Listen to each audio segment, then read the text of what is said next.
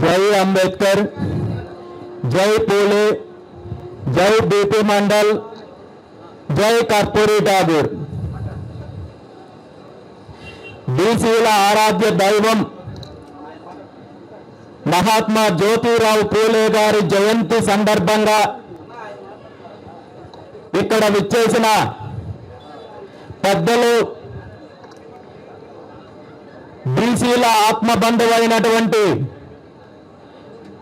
శ్రీ సూరజ్ మండల్ గారికి, అదేవిధంగా పూలే గారి వారసులు, పూలే గారి మునిమనమరాలైనటువంటి శ్రీమతి రమాకాంత్ పూలే గారికి, ఇక్కడ విచ్చేసిన బీసీవై పార్టీ నాయకులకు, కార్యకర్తలకు, అభిమానులకు, నా అన్నదమ్ములకు, అక్క చెల్లెళ్లకు, నా బంధుమిత్రులందరికీ, ఆత్మీయులందరికీ, మీడియా మిత్రులకు, ప్రతి ఒక్కరికి పేరు పేరున హృదయపూర్వక నమస్కారాలు తెలియజేస్తూ, ఈరోజు ఆ మహాత్ముడు జ్యోతిరావు పూలే గారి జయంతి సందర్భంగా అందరికీ శుభాకాంక్షలు తెలియజేస్తూ, ఆ మహనీయుల ఆశయాలను కొనసాగించడానికి, ఆయన స్ఫూర్తిని కొనసాగించడానికి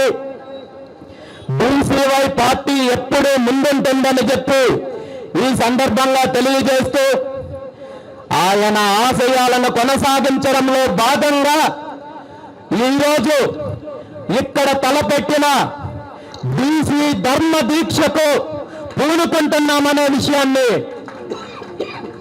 ఈ సందర్భంగా మీ అందరికీ తెలియజేస్తున్నాను.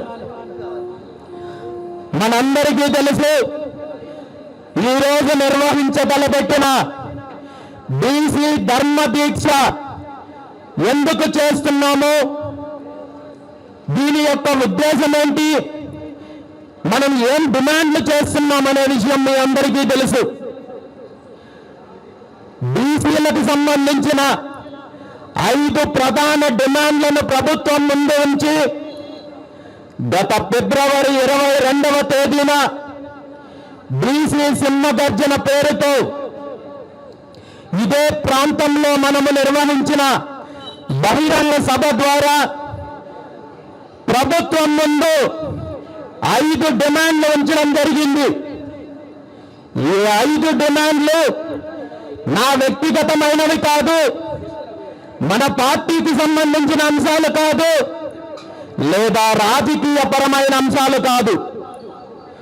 ఈ రాష్ట్రంలో సగానికి పైగా ఉన్న 3 కోట్ల మంది బీసీల యొక్క భవిష్యత్తుకు, హక్కులకు, భావితరాల భవిష్యత్తుకు, ఆత్మ గౌరవానికి సంబంధించిన అంశం అనేది నాకు తెలుసు, మీకు తెలుసు, ఈ రాష్ట్రంలో ఉన్న అందరికీ తెలుసు, ముఖ్యంగా ప్రభుత్వాన్ని నడిపిస్తున్న వాళ్ళకి తెలుసు, ఈ రాష్ట్ర ముఖ్యమంత్రి చంద్రబాబు నాయుడు గారికి తెలుసు.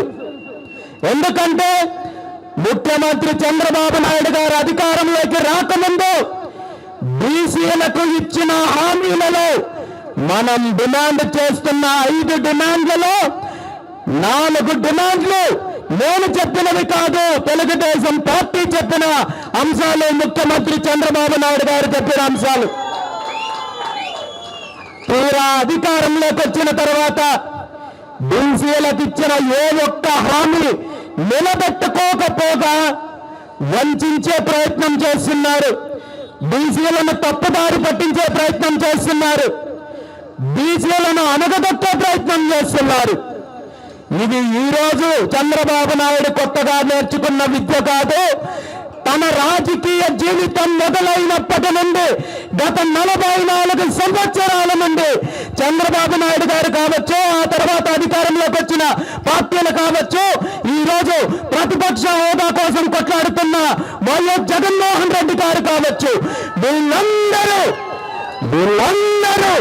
గత 70 సంవత్సరాల నుండి బీసీలను మోసం చేస్తూనే ఉన్నారు, బీసీలను వంచిస్తూనే ఉన్నారు, బీసీలను అనగదొక్కే ప్రయత్నం చేస్తున్నారు. కాబట్టి ఎక్కడో ఒక చోట తిరుగుబాటు మొదలవ్వాలి.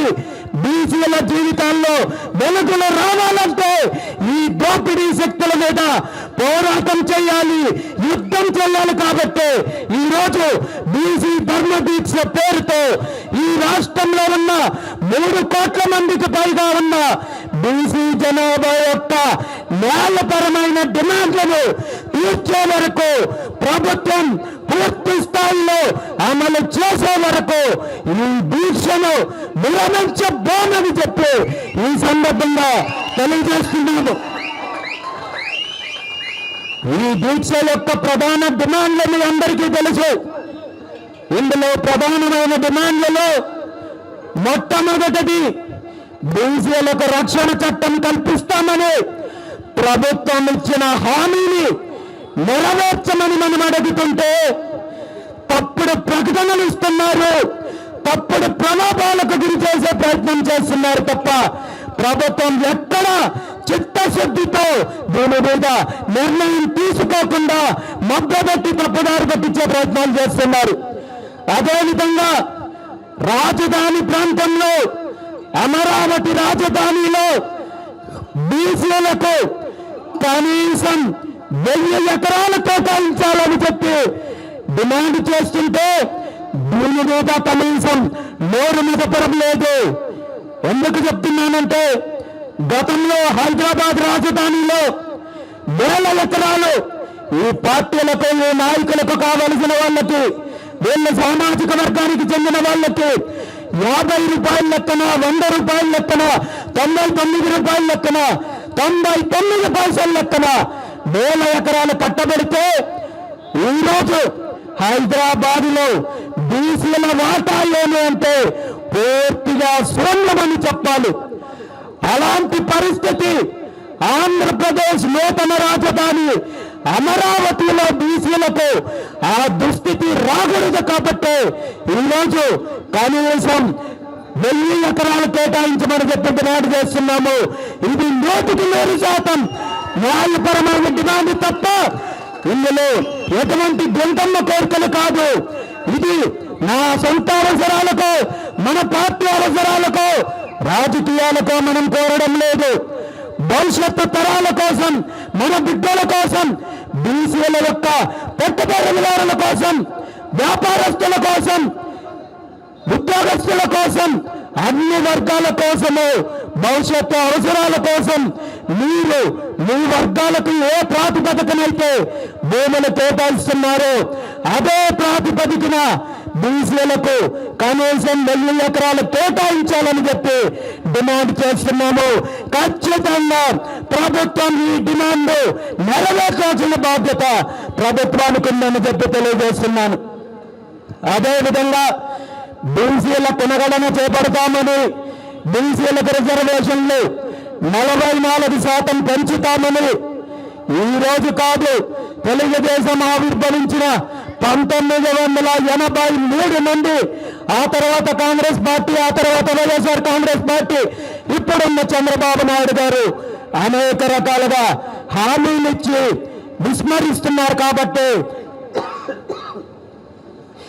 దీనికి ముగింపు పలకాల్సిన అవసరం ఉంది. ఖచ్చితంగా బీసీల యొక్క సమగ్ర కులగణన చేపట్టి వెంటనే విద్యా ఉద్యోగ స్థానిక సంస్థల ఎన్నికల్లో 44% రిజర్వేషన్లు కల్పించాలని చెప్పి డిమాండ్ చేస్తున్నాము. దాంతోపాటు గతంలో ఉన్న ప్రభుత్వాలు కావచ్చు, ఇప్పుడున్న ప్రభుత్వం కావచ్చు, బీసీలకు పదవులు ఇస్తున్నాము, మరొకటి ఇస్తున్నామని చెప్పి కేవలం ఓటు బ్యాంకు రాజకీయాల కోసము కార్పొరేషన్లు ఏర్పాటు చేసి